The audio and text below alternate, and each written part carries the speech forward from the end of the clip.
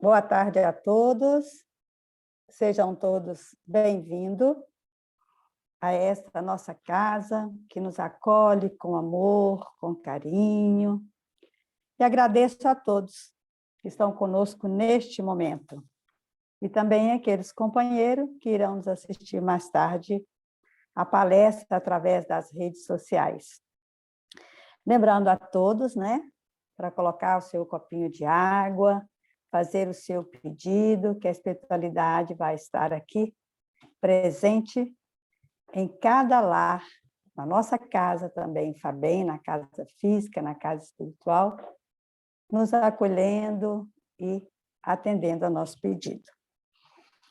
E nós temos, vamos iniciar, Nós temos a palestra, após a palestra nós temos o passe virtual, após o passe nós temos a irradiação, onde nós nos encontramos todos juntos para orar para o planeta, para os nossos familiares, nossos amigos. Então, convido a todos para participar conosco. Então, nós vamos iniciar com a leitura preparatória, que vai ser pelo nosso companheiro Edemir.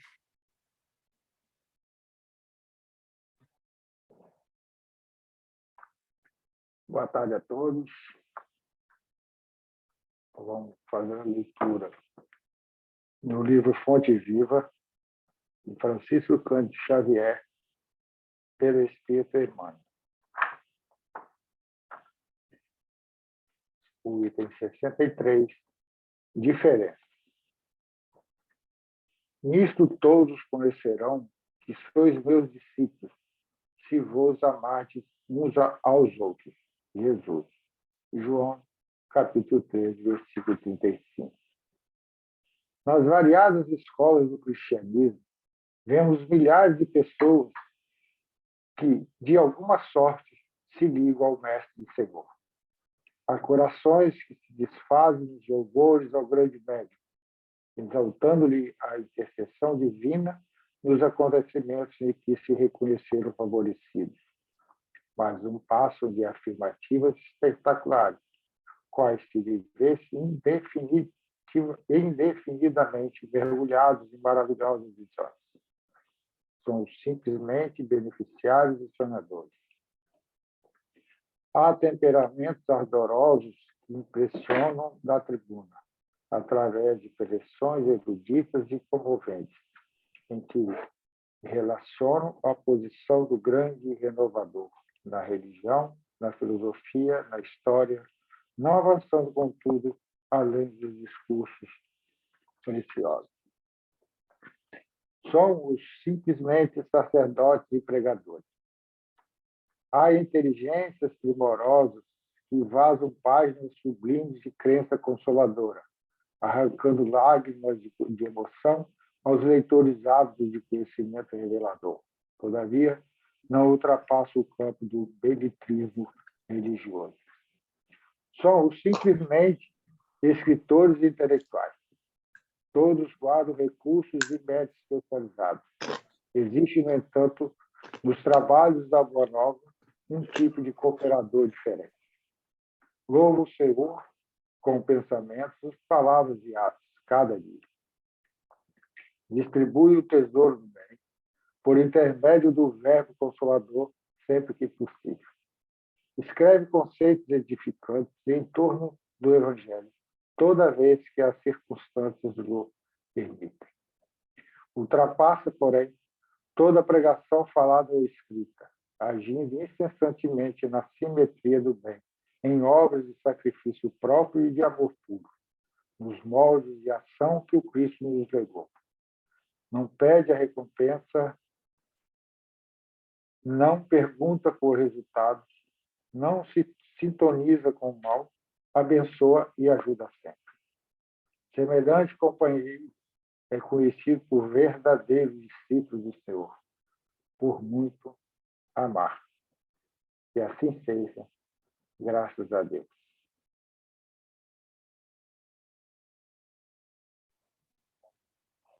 Que assim seja.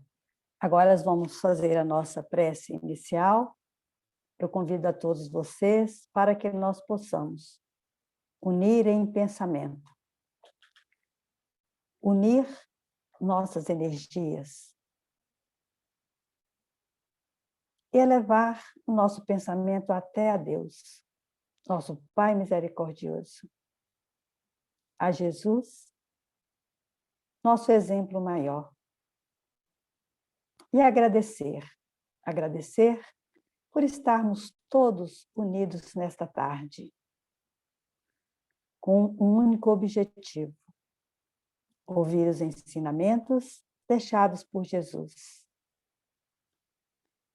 E nessa prece, vamos pedir para que os nossos anjos guardiões nos auxiliam a ouvir com o ouvido da alma, para que nós possamos armazenar esses ensinamentos e, assim, colocá-los em prática na nossa caminhada aqui no planeta Terra. E que nós possamos também lembrar que estamos recebendo novas energias, estamos recebendo o amor da espiritualidade amiga. E que nós possamos também, neste momento, dividir essas novas energias, dividir este amor com todos os nossos irmãos do planeta Terra, independente aonde estão localizados. E que nós possamos estar gratos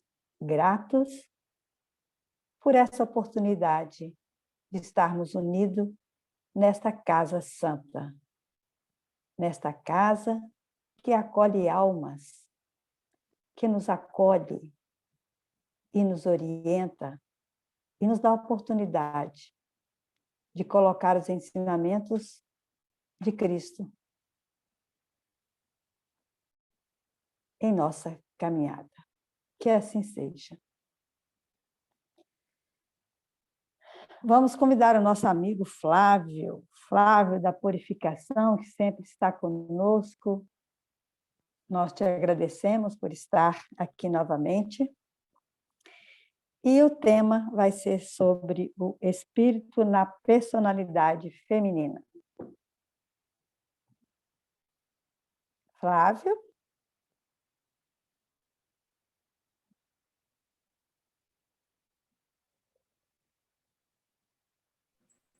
Ei, Fábio, seu microfone.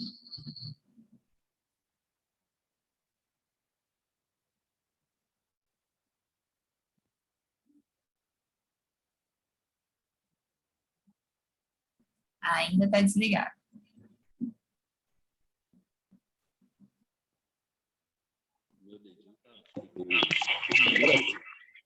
Olá, Terezinha, tudo bem? Oi, Flávio, tudo tranquilo? Agora sim.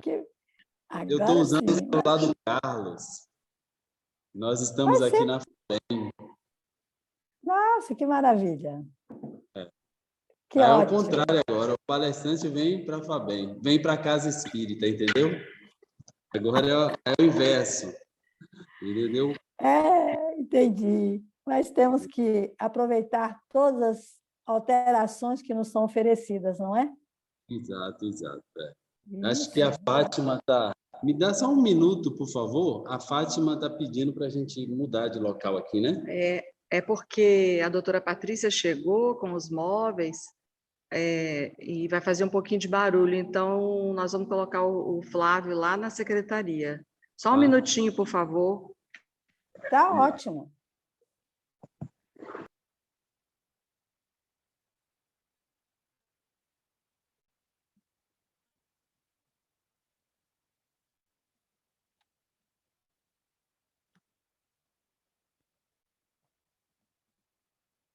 Quero fazer o teste aqui.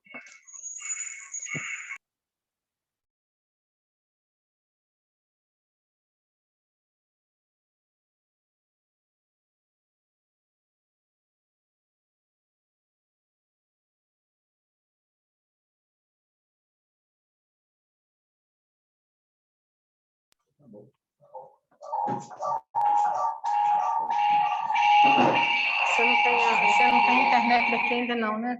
Oi? Você não tem internet daqui, né? Não. Fátima colocar o endereço aí Vou para você não colocar. gastar da tua. Que a minha já está ligada aqui. Olá, Terezinha. Agora eu estou no celular da Fátima. Tá ótimo, Flávio. Então, pode já... Você já Obrigado vai a iniciar todos. já a palestra? Sim, Tá ótimo. Tá ótimo, boa então. tarde a todos. Como eu disse, eu estou aqui na FABEM. Nós invertemos agora os papéis. É um prazer sempre voltar a essa casa presencialmente, depois de tanto tempo, né, gente? Saudades de todos vocês. Eu espero que Deus nos abençoe nessa tarefa e abençoe a cada um de nós nos nossos lares. Que nós possamos, durante essa reunião, receber as energias, a psicosfera de tratamento que todos nós buscamos no auxílio que a gente vem trazer e buscar na casa, né? O tema desta tarde, né, a personalidade feminina. Nós que estamos no mês da mulher, no dia 8 foi comemorado mais uma vez o Dia Internacional da Mulher, e nós temos falado sobre esse tema, um tema bastante desafiador. Eu brinco dizendo que eu não sei onde estava com a cabeça quando eu me propus a falar sobre mulher, né? Como se algum homem fosse capaz de entender as mulheres. Um manual das mulheres na internet para estudar para essa palestra, mas quando eu baixei o manual, ele estava em chinês, e aí foi praticamente impossível para mim, eu só consegui entender as figuras, porque o texto era impossível. Mas eu gostaria de começar falando das mulheres, contando uma história de uma mulher que ninguém conhece, que passa pelo mundo, uma mulher que ainda está encarnada em São Paulo, com mais de 80 anos, mas ela é uma das mulheres anônimas que entenderam e que vivem esta personalidade aqui na Terra, vivendo uma encarnação como uma personalidade feminina.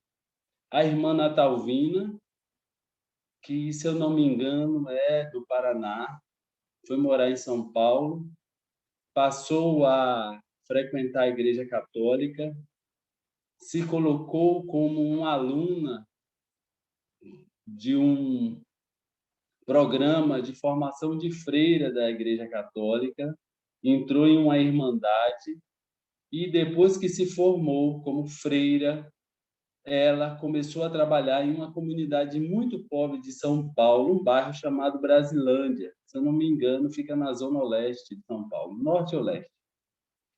E a irmã Natalvina, como ela passou a ser chamada, trabalhava ali, né, como uma irmã, como uma freira, junto à comunidade do bairro, e logo ela percebeu que, diferente da realidade que ela estava acostumada, ela foi inserida em uma localidade de muita miséria, muita pobreza.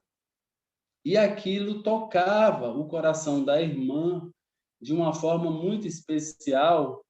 Então, ela passou a fornecer pequenos serviços à comunidade, trazendo um serviço direcionado, na maioria das vezes, para o público infantil e jovem. Ela via que o bairro, por ser um bairro com a maioria das pessoas abaixo da linha da miséria, ela percebia que aquilo ali era um núcleo de formação de criminosos, de pessoas sem esperança. Quando não entravam no crime, as pessoas ficavam ali, né, sem muita expectativa de crescimento pessoal, de estudo. E a irmã começou a buscar essas famílias e essas crianças e dar-lhe algum tipo de serviço, de orientação e de auxílio. Até que, passado algum tempo, ela pediu ao pároco, o administrador da paróquia que ela estava servindo, que cedesse um espaço da comunidade católica para que ela pudesse receber crianças ali e ensinar disciplinas básicas a essas crianças. E a irmã Natalvina começou a receber 2, 4, 6, 8, 10, 20 crianças e ficava ensinando, não é, as matérias básicas da educação infantil para aquelas crianças. E o projeto, que antes, na cabeça dela, nem era um projeto, não se chamava absolutamente nada, foi ganhando uma proporção e atraindo a atenção daquelas famílias, que chegou um momento que haviam dezenas de crianças ali, todas assistidas pela irmã Natalvina sozinha. E aí, como tinha aula, tinha necessidade de fazer lanche, a irmã Natalvina saía pedindo às pessoas, ao supermercado, às mercearias, às padarias, para doarem alguma coisa para ela fazer lanche para as crianças. E aí as crianças ficavam muito tempo, tinha que fazer janta, e tinha que fazer café da manhã, e ela ia se virando ali, e no meio tempo, algumas pessoas voluntárias e algumas pessoas da própria igreja começaram a ajudar a irmã Natalvina. O volume de crianças era tão significativo que aí ela foi até o administrador da comunidade católica e pediu: olha, nós temos um anexo que não é utilizado para absolutamente nada. O senhor não conseguiria me ceder aquele espaço para que eu consiga abrigar essa atividade? E o pároco prontamente atendeu o seu pedido e fez com que aquela atividade fosse transferida para um local que não era muito longe da igreja, mas não fazia parte do complexo da construção. E a irmã Natalvina ficou ali alguns anos. E aí, a partir de agora, já era um projeto, não é? Mesmo que não fosse legalmente constituído, mas na cabeça das pessoas já era uma creche, abrigava dezenas de pessoas, de crianças, mesmo que durante o dia as crianças não moravam, mas aí ela já tinha um volume de interação tão grande com a comunidade que todo mundo sabia do que se tratava. E a necessidade de crescer sempre muito grande, porque a demanda é cada vez maior. Imagine isso na década de 80, em São Paulo, num bairro de periferia, paupérrimo, muita miséria. Então, não havia creche, as mães deixavam as crianças ali, iam trabalhar e, quando voltavam, pegavam as crianças limpas, alimentadas e com um mínimo de educação possível que as pessoas conseguiam dar, os voluntários e a irmã Natalvina. Aí começaram a surgir os problemas maiores, como é natural de toda obra que começa assim. A necessidade de espaço muito grande, e a irmã Natalvina foi até a administração da igreja e falou que ela precisava de mais espaço. A administração da igreja local, o pároco, foi até a administração das paróquias e aí começou a ter os revés, né?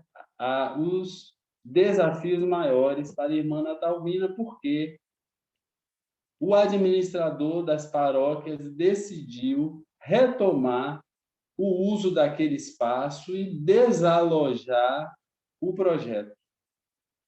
Irmã Natalvina, muito convencida do que ela queria fazer, mas decidida e um pouco chateada, pediu o desligamento da igreja, não mais pertencia à ordem, não era mais uma freira, deixou o hábito, e ela, com muita garra e com muita determinação, foi buscar um novo local onde ela pudesse abrigar o projeto, que agora era a vida dela. Então, a irmã Natalvina foi pedindo e acabou conseguindo uma nova sede para o projeto. e o projeto ficou nessa nova sede, que ela nem tinha como pagar de imediato, mas foi conseguindo recursos e pagando ao proprietário. O projeto da irmã Natalvina ficou tão grande que ela conseguiu uma série de voluntários e conseguiu que algumas instituições, algumas igrejas, até mesmo a Igreja Católica, fosse uma das instituições que beneficiassem o projeto com doações, com recursos humanos e materiais. Até que, um certo dia, né, ela saiu com um senhor, foi esse senhor que me contou essa história. Ele estava dirigindo uma Kombi e a irmã Natalvina precisava muito de conseguir doações, pois a despensa do projeto estava vazia, não havia como fazer comida, nem almoço, nem janta para as crianças. Essa altura do campeonato também já haviam crianças que moravam no orfanato, porque foi assim que ele passou a ser chamado, passou a ser registrado na prefeitura, um projeto que chegou, nessa época, a abrigar mais de 400 crianças. E então, a irmã Natalvina chamou o motorista da Kombi, que era cedido por uma instituição, e disse: nós precisamos ir atrás de comida, porque nós não temos como fazer almoço nem janta para as crianças. Eles entraram numa Kombi e saíram percorrendo os supermercados da região de Brasilândia e dos bairros arredores ali. Esse motorista do veículo me contou que, após passar em alguns lugares e receber alguns não e outros sim, a Kombi estava mais ou menos vazia, haviam recebido poucas doações. Ela entrou em um supermercado, pediu ao gerente do supermercado para falar com o proprietário. O proprietário estava no estabelecimento e ele desceu do escritório dele e foi até a recepção falar com a irmã Natalvina. A irmã Natalvina pediu a ele doações de alimentos. E ele negou inicialmente, mas a irmã Natalvina é aquela descendente de italiano, muito determinada, muito convencida do seu propósito, com aquele espírito de mulher guerreira, de mulher que realiza a missão que foi dada a ela. E ela insistiu tanto com o homem, né, tentando convencê-la a fazer a doação, pois ele era um dos maiores supermercados daquela região, até que o homem impacientemente deu um não a ela no formato de uma bofetada.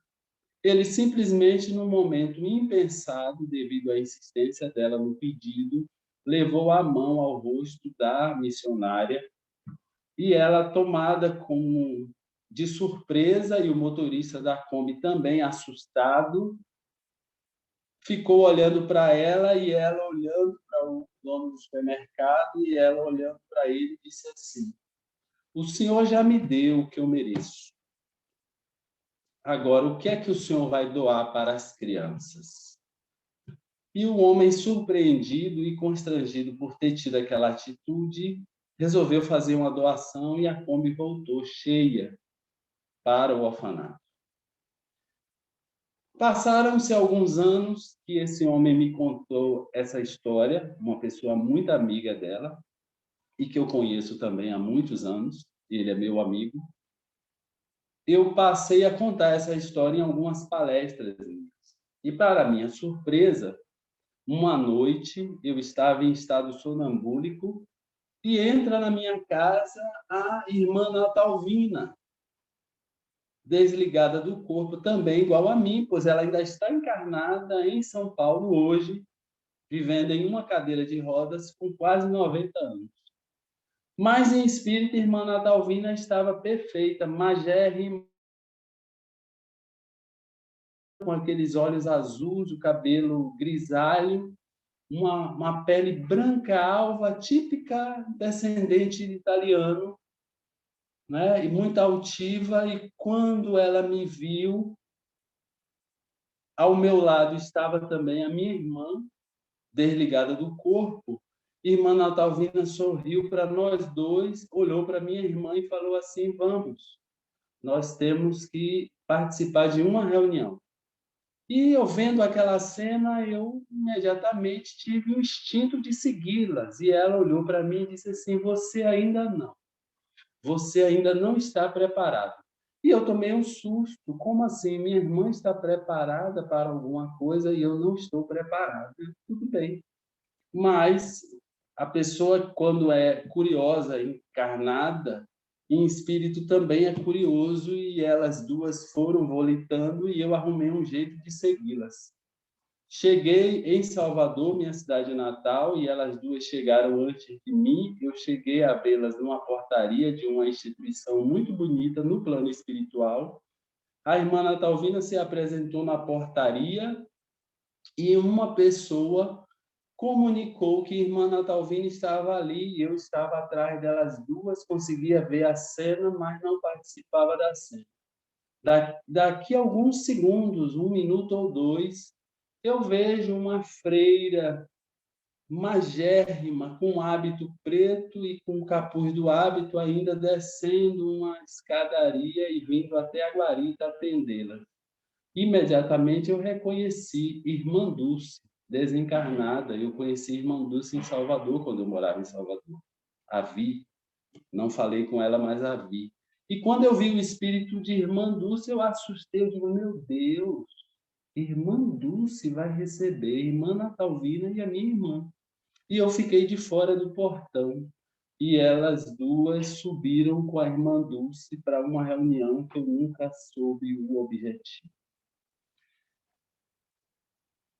Eu fico pensando, uma mulher vem buscar uma mulher para encontrar uma super mulher, Irmã Dulce. As mulheres. Essa capacidade que as mulheres têm de realizar as missões que Deus as dá, não é? Preciso corrigir essa fala, porque em uma casa espírita falando de mulher, nós precisamos usar o termo correto, que é o espírito quando está vestindo um corpo feminino.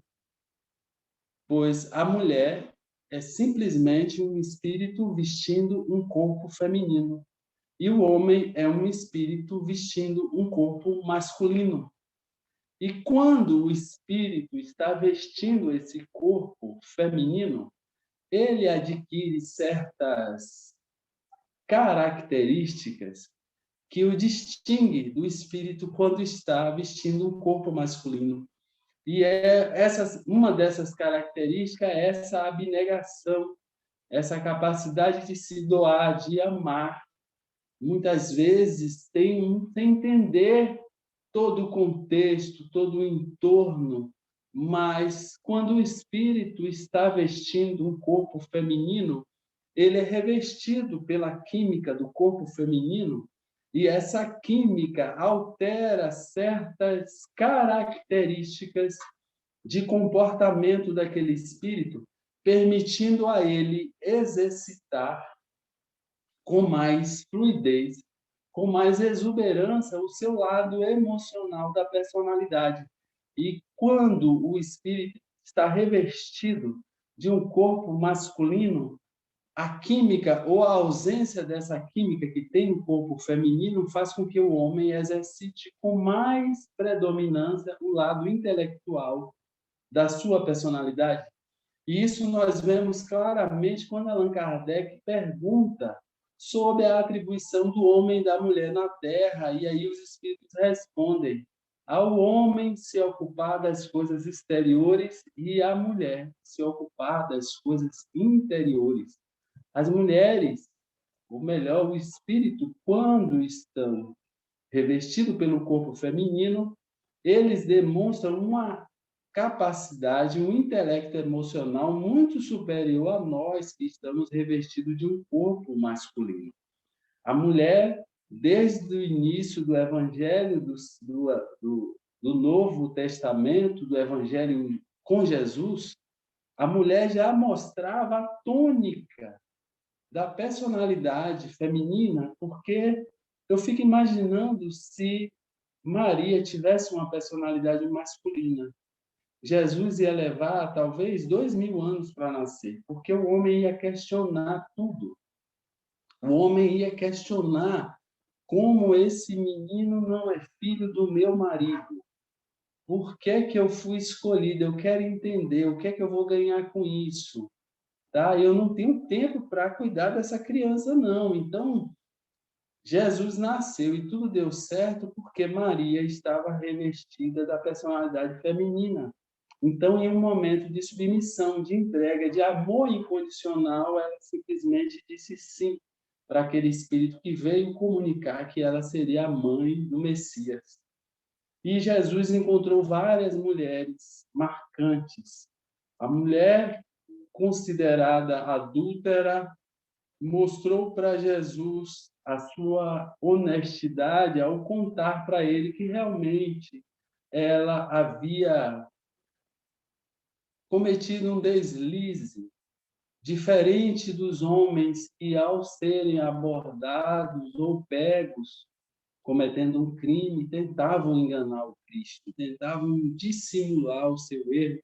Aquela mulher prontamente confessou, aceitou a sugestão do Messias e foi fazer um final de reencarnação brilhante, tendo sido coroada, encontrando com esse marido que quase a levou à morte e cuidando dele doente. E mais uma mulher que encontra Jesus e de uma forma sublime e majestosa mostra a capacidade do espírito, quando está revestido do corpo feminino, de ter fé.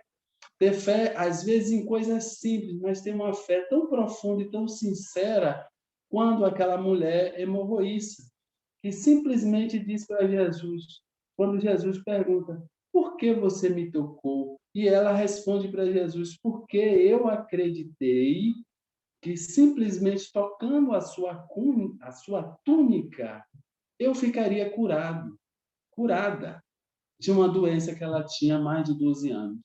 E nenhum homem no Evangelho consegue demonstrar tanta fé assim, nem aquele soldado que pede para Jesus curar o seu servo à distância, porque ele esperou e quis falar com o Messias. Ela nem teve necessidade de falar com o Messias, ela simplesmente disse: se eu tocar a túnica dele, eu vou ser curado.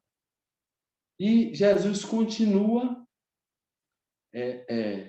o seu encontro com as mulheres, encontrando Maria de Magdala, que, segundo Emmanuel, foi o espírito que mais teve que se violentar para seguir o Cristo, mas se violentar no sentido de se desconstruir, de se vencer, segundo Emmanuel, de algumas viciações que ele não explica quais são, porque elas não são importantes. Ele apenas diz que ninguém teve que se vencer mais para seguir o Cristo do que Maria de Magdala, numa mensagem que tem esse título, que está no livro Caminho, Verdade e Vida. Uma outra questão que a gente deve ficar atônito é por que Jesus escolheu 12 discípulos e não escolheu nenhuma mulher para o discipulado. E, diferente do que algumas pessoas podem dizer, é porque as mulheres não iam ser aceitas. Jesus não estava pensando no outro. Jesus, quando tomou essa decisão, ele certamente pensou: não há necessidade de colocar as mulheres, porque eu vim para os mais necessitados e elas virão sozinhas. Elas não precisarão estar entre os 12, elas virão sozinhas. E realmente, as mulheres foram sozinhas. As mulheres não precisavam desses títulos.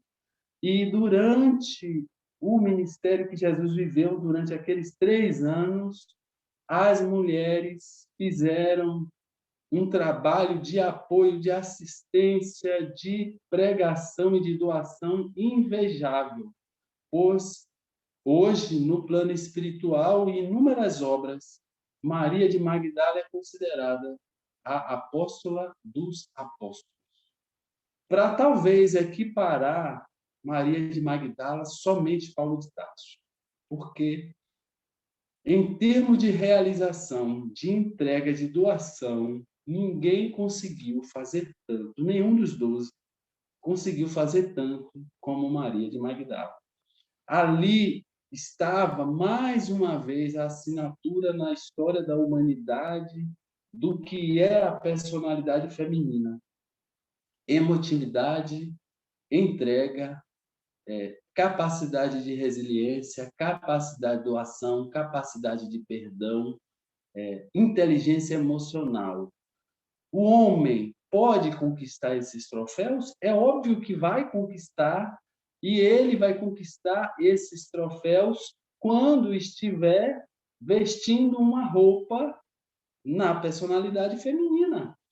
Então, nós vemos hoje uma série de pessoas e movimentos, e pasmem, e muito curioso que isso aconteça até mesmo dentro do movimento espírita, entre nós espíritas, pessoas que se dizem machistas, feministas, pessoas que defendem bandeiras de cor, e aí fica sempre uma questão: como assim essa história de que vocês, homens?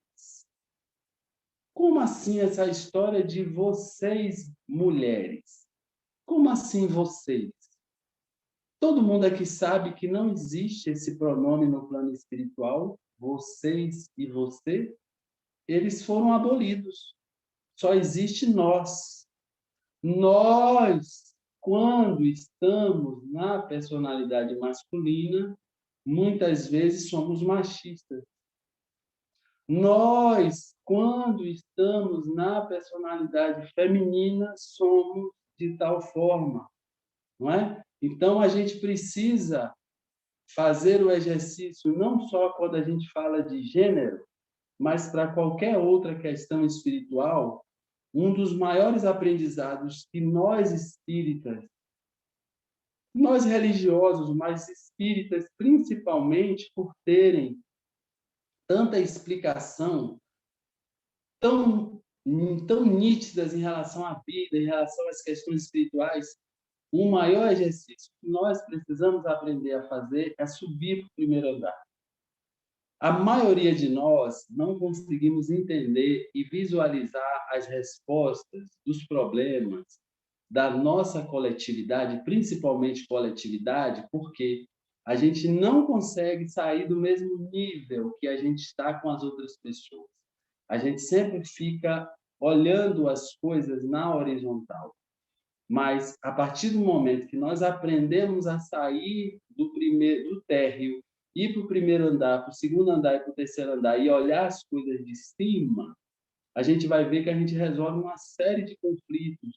A maioria dos conflitos que existem entre o homem e a mulher resolveriam-se se nós tivéssemos a visão superior.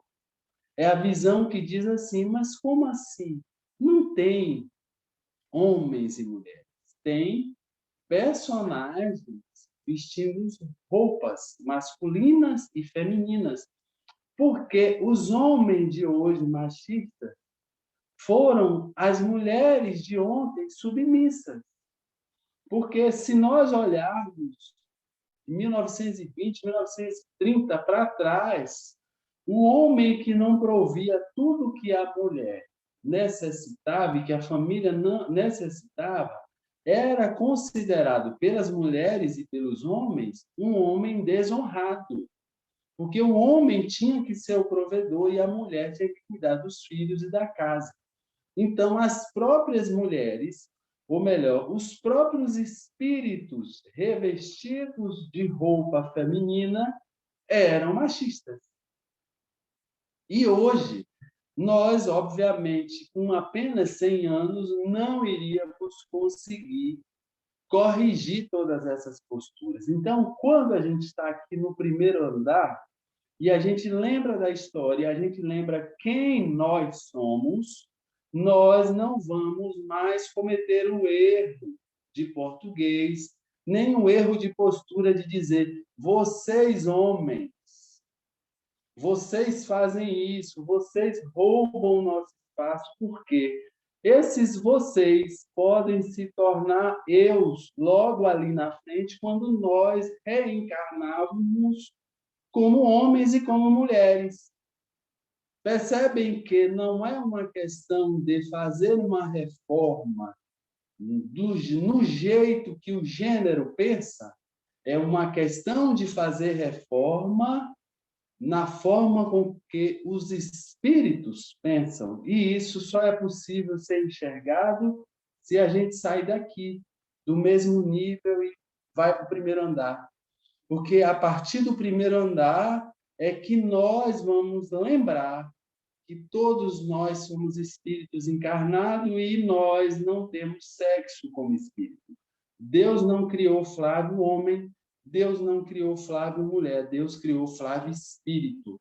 A condição de estar homem, estar mulher, é uma novela em que nós mesmos, quando encarnados, somos diretores e nós somos protagonistas da nossa história.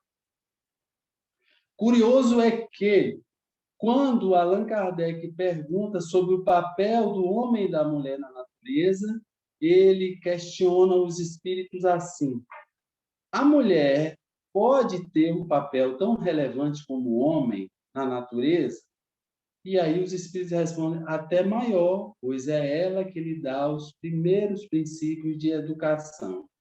E aí nós não poderíamos falar desse tema sem lembrar que a mulher, mesmo estando em condição de igualdade ao homem em relação a questões espirituais, a mulher nasce com um potencial que permite, grifo a palavra permite, que ela saia da vida em um patamar que o homem terá que ralar muito para se igualar.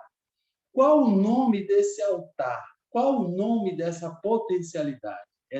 Esse altar se chama maternidade. A mulher, quando está no exercício da maternidade, ela recebeu um poder divino, porque naquele momento ela é o único ser, é a única personalidade capaz de materializar a vida. E sem a materialização da vida não há evolução, porque a única forma de evoluir é reencarnando, também livro dos espíritos.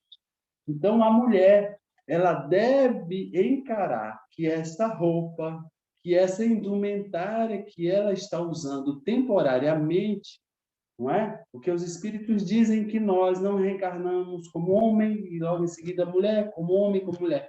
Eles falam que nós reencarnamos várias vezes como mulher, aí depois queremos desenvolver outro aspecto de nossa personalidade, reencarnamos várias vezes como homem.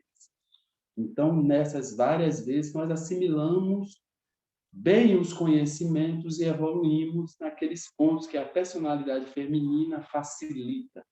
Então, quando nós estamos revestidos na personalidade feminina, com o corpo de mulher, nós podemos materializar a vida. E é literalmente essa palavra que eu gostaria de usar, pois o útero da mulher é uma impressora tridimensional. O útero da mulher é exatamente o que os homens tentam reproduzir com a impressora tridimensional. Pois quando nós vamos reencarnar, com algumas exceções, nós temos um MOB, o modelo organizador biológico, e aquele modelo está lá dizendo como o nosso corpo deve ser, tem um sequenciamento genético todo. No momento que ocorre a fecundação do espermatozoide, o encontro do espermatozoide com o óvulo, a que se dá o nome de fecundação, e nasce ali um embrião. Aquele momento que ocorre a ligação, no livro Missionário da Luz, por exemplo, os espíritos falam, Alexandre diz, que eles não sabem o que acontece naquele momento, porque um raio, uma luz, vem e cola o espermatozoide ao núcleo, ao óvulo. E aí ocorreu a concepção, é algo mágico, é algo divino, e os técnicos de reencarnação não têm controle daquela ligação naquele momento. E a partir daquele momento, o útero da mulher, que conectou-se ao MOB, começa a ler o sequenciamento genético que aquele corpo deve ter. E aí ele começa a imprimir, literalmente como uma impressora tridimensional, olha, e vai imprimindo o corpo, perna 2, braço, cabeça, tronco. Se houver um defeito genético, desenha-se o defeito genético no corpo, um pezinho torto, uma orelha maior que a outra, um nariz enorme, por exemplo, como o meu. Então, percebe que a mulher é é a forma escolhida por Deus para trazer a vida a este planeta. E a mulher possui essa impressora tridimensional que materializa a vida. Imagine, será que existe um outro nome que nós poderíamos dizer para essa função da mulher na vida, que não seja ministério? A mulher tem um ministério de materializar a vida no planeta.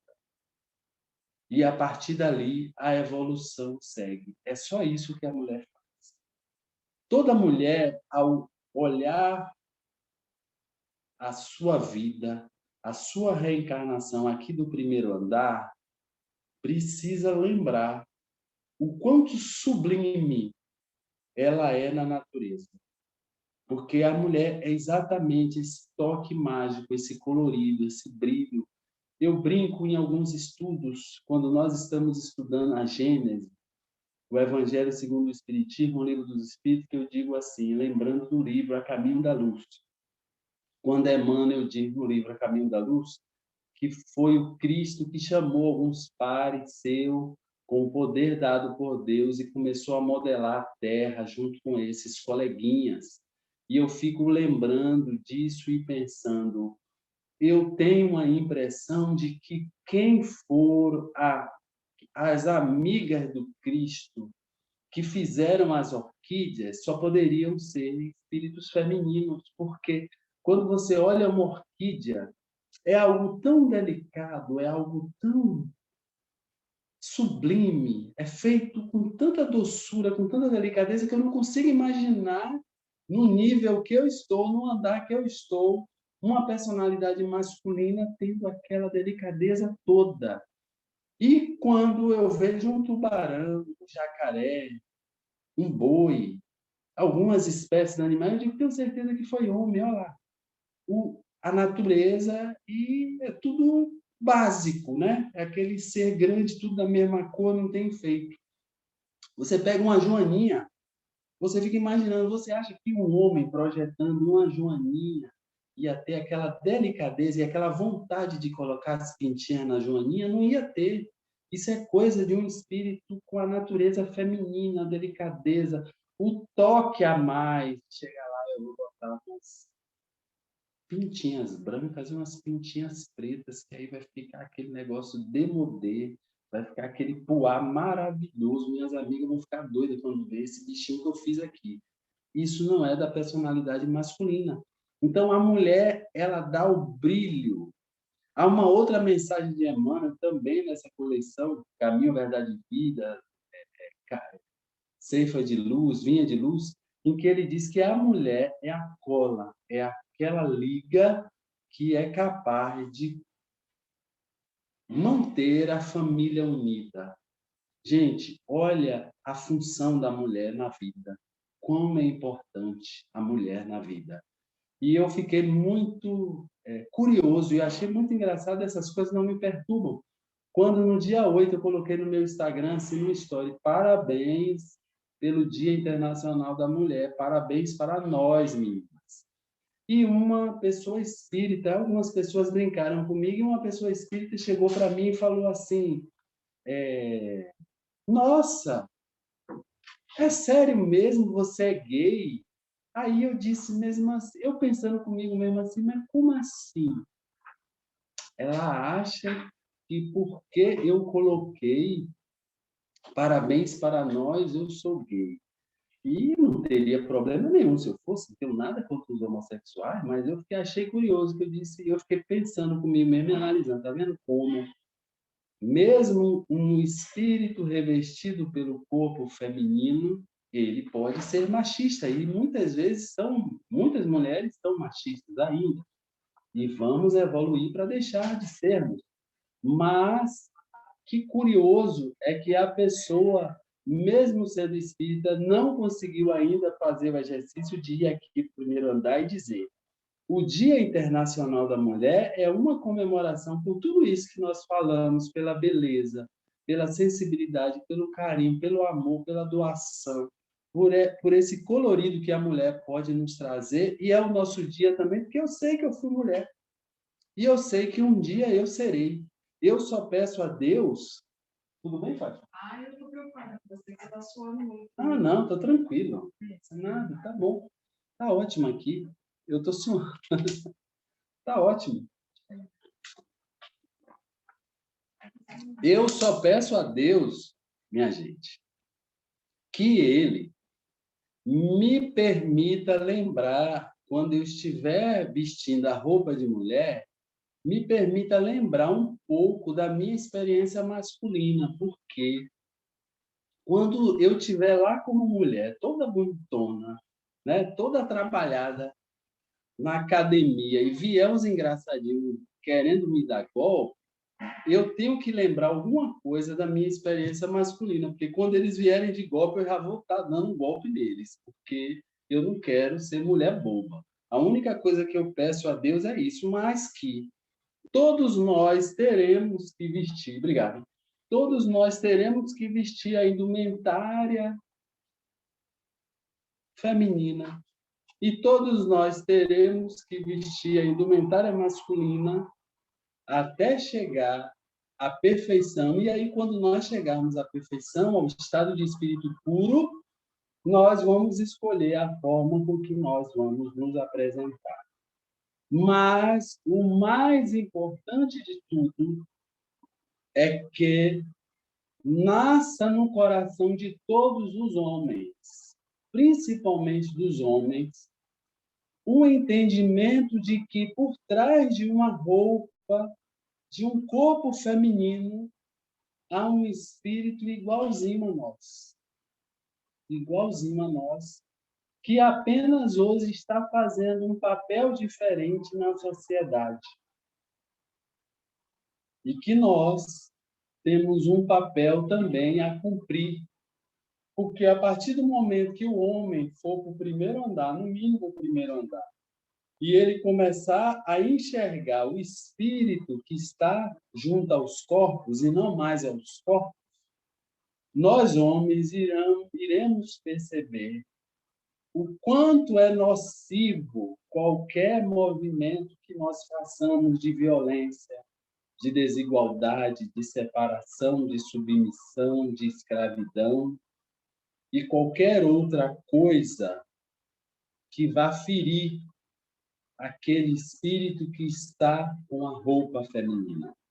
Então, que todos nós, as mulheres também, se empoderem, se enxerguem como espíritos iguais aos homens e tomem a decisão de brilhar, de exercerem com exuberância, com majestade, com todo o brilho, a função sublime que Deus nos incumbiu neste momento. As mulheres de trazerem o amor, o carinho, o cuidado, a afetividade, a cola que une as famílias, e o homem para ser o responsável pela evolução, né, vertical da natureza, como está no livro Nosso Lar. A mulher no âmbito horizontal e o homem no vertical. Porque, a partir do momento que nós percebemos que todos nós somos iguais, apenas estamos vivendo novelas em que nós somos os diretores e protagonistas dessa mesma novela, nós não iremos mais nos permitir nenhum movimento de agressão a uma mulher. Nós não iremos mais dizer porque ela não pode fazer porque ela é mulher, porque ela é fraca porque ela é mulher. porque ela é assim porque é mulher. Pois, atrás de um corpo de mulher, existe um espírito igualzinho ao espírito que está por trás de um corpo de um homem. Talvez essa parte de minha fala seja muito mais um depoimento do que uma explanação do meu conhecimento espírita, porque eu mesmo levei bastante tempo para entender isso. Levei muito tempo para conseguir chegar aqui no primeiro andar. E do primeiro andar, olhar e ver o quanto a adúltera é igual a mim, o quanto a mulher hemorroísta é igual a mim, o quanto a Maria de Magdala é igual a mim, o quanto o ladrão ao lado de Jesus na cruz é igual a mim, o quanto a fofoqueira espírita é igual a mim, o quanto as pessoas que ficam criando briga dentro da igreja, dentro do centro espírita, são iguais a mim. Então, fazer esse movimento de subir um degrauzinho só, talvez seja o mais libertador que a gente possa fazer agora, porque daqui de cima não há como nos permitirmos fantasias que, às vezes, olhando aqui no mesmo nível, a gente se permite. Esta explicação, esse raciocínio não é meu. Allan Kardec, quando faz uma questão na parte final do Livro dos Espíritos, eu não me lembro o número da questão, e ele está falando sobre o Espiritismo, os Espíritos dão uma resposta. Se alguém quiser depois me perguntar a pergunta, eu acho, mas eu vou falar da resposta. Os Espíritos dizem assim: o Espiritismo leva o homem a um andar tão alto que, se ele entender o que é o Espiritismo, ele vai olhar a vida, as coisas de uma forma tão superior que ele não se permitirá mais equívocos e fantasias. Porque daqui de cima não há diferença. Daqui de cima não há como se enganar. Daqui de cima todos nós somos irmãos. Daqui de cima todos nós temos que nos ajudar, porque o errado de hoje, o fraco de hoje, será o certo e o forte de amanhã. Então, que nós aprendamos mais a nos dar as mãos, a nos abraçar, a focar nas nossas qualidades, a focar nas nossas virtudes e abandonemos qualquer movimento de ênfase em diferença, em fraqueza, em erro, em equívoco, porque no estágio que nós estamos, todos nós somos alunos do Cristo. E o Cristo, mesmo sendo infinitamente imenso, e nós não sabemos o tamanho de Jesus, ele veio para nos carregar. E muitas vezes tem nos carregado nos braços. Que Jesus nos abençoe, que Jesus abençoe e ilumine a todos esses espíritos que receberam nessa reencarnação junto conosco a missão de serem mulheres, a missão de serem mulheres e serem mães também. Que Jesus ilumine todas vocês, que vocês possam receber do Cristo e das mulheres que fizeram partes da missão do Cristo, um incentivo e todo o amor para que vocês tenham êxito nessa missão tão linda e tão sublime. Que Jesus nos abençoe.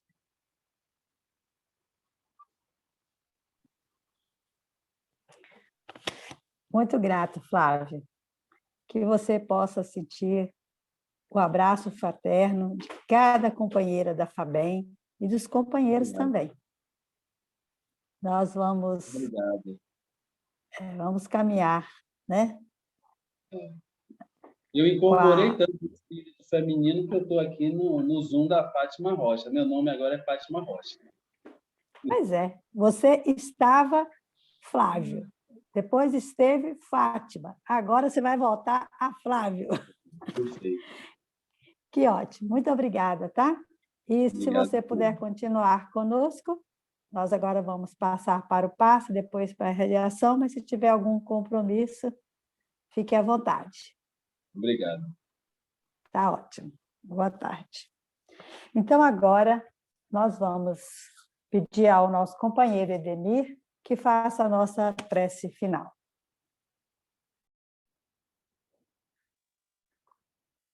Olha, boa tarde mais uma vez a todos. Agradecemos a Deus por nos permitir essa reunião, nos enviar mensagens para que possamos compreender a relação dos espíritos com os corpos encarnados. Louvamos ao Senhor por ter criado espíritos capazes de comandar esses seres por vós esculpidos e conseguem desempenhar todos os papéis no teatro da vida terrena.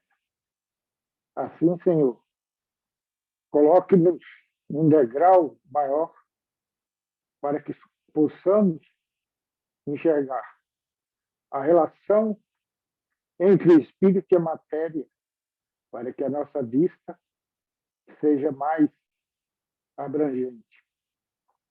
E hoje, a impressão que se tem é que colocaste um vagalume em cada um de nós, para que, com uma reflexão sem preconceito, possamos expandir para uma luz maior, para que possamos alcançar a paz. Não a paz entre o irmão e outro encarnado, mas a paz criada dentro de cada um de nós, para que esta possa, então, refletir e construir a paz entre todos. Que assim seja.